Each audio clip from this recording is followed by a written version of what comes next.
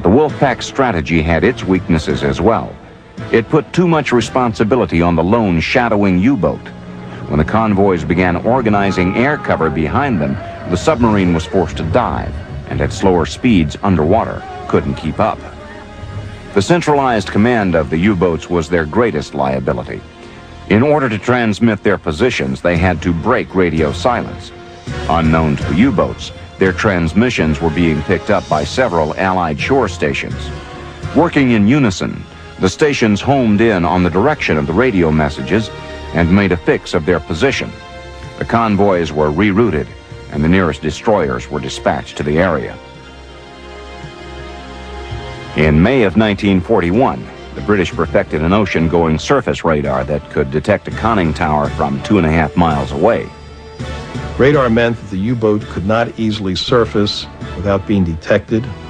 Radar could sight them in rain, in darkness, force them to remain submerged even at night. This really deprived the U-boats of their mobility. With the range of air cover gradually being extended on both sides of the Atlantic, the air gap in the middle was shortened down to only 600 miles. Dönitz then decided to pull his U-boats to the north. The war in the Atlantic took a dramatic turn in 1943. In March, we lost nearly 100 ships, and the losses among the crews were terrible because of the storms. You didn't recover many of them. Then the greatest convoy battle of all time was fought in the middle of March, and that was a combined convoy within 100 miles either way, a 100 by 100 mile area. You had 80 merchant ships, 20 men of war, 44 submarines, and innumerable Liberators and Sunderlandsmen, and everybody was milling around in that small section of ocean with their guns and torpedoes ready, and it was a wild, fierce battle.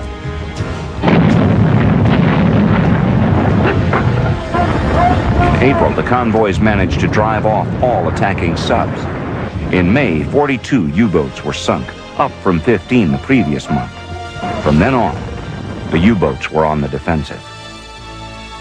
The major anti-submarine warfare weapon for surface ships in the Second World War was the depth charge. Basically, explosive TNT packed into a container with a barostat pressure system that would be set prior to its launch. If you thought the submarine was at 100 feet, you'd set it to explode perhaps at 120 feet, and the next pattern to explode at 90 feet in order to try and bracket the submarine. You can hear the splash of the depth charges when they hit the surface. And then we counted the seconds, and then you heard the explosion. As long as they were above us or sideways, it was not dangerous or deadly. But it was a terrible feeling. The worst what you can do is stand there, looking upwards, listening, and waiting for the next depth charge. That drives everybody crazy.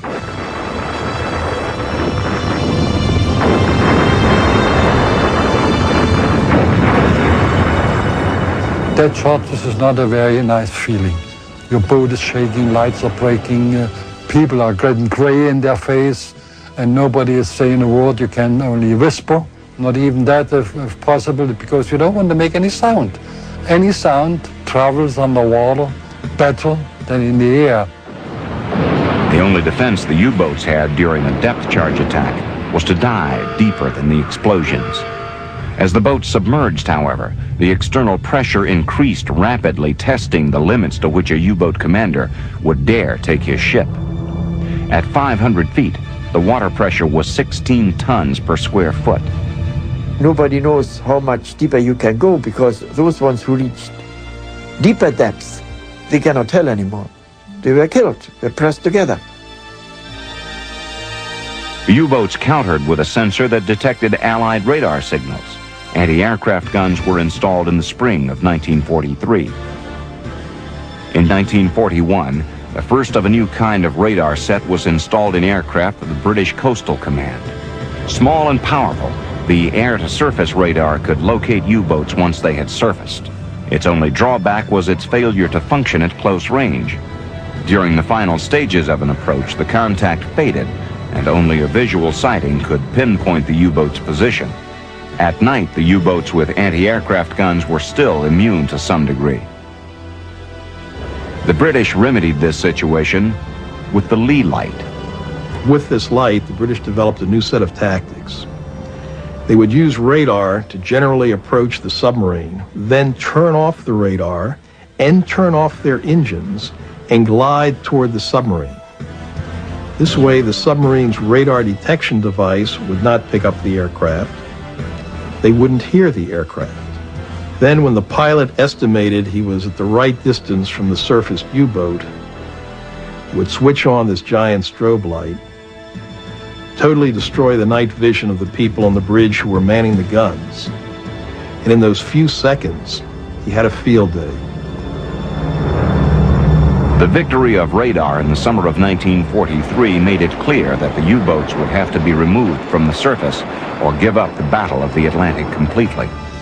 In an effort to overcome this, the Germans started fitting what was called a snorkel, or snort, to their submarines. This was literally a breathing tube. Invented by the Dutch in the 30s, the Germans took it over during the war, and their submarines could then steam along underwater with the snorkel raised, run their diesel engines to charge their batteries.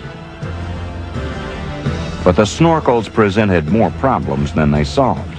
In rough weather, the valves would shut, creating a vacuum in the fresh air tube for the crew.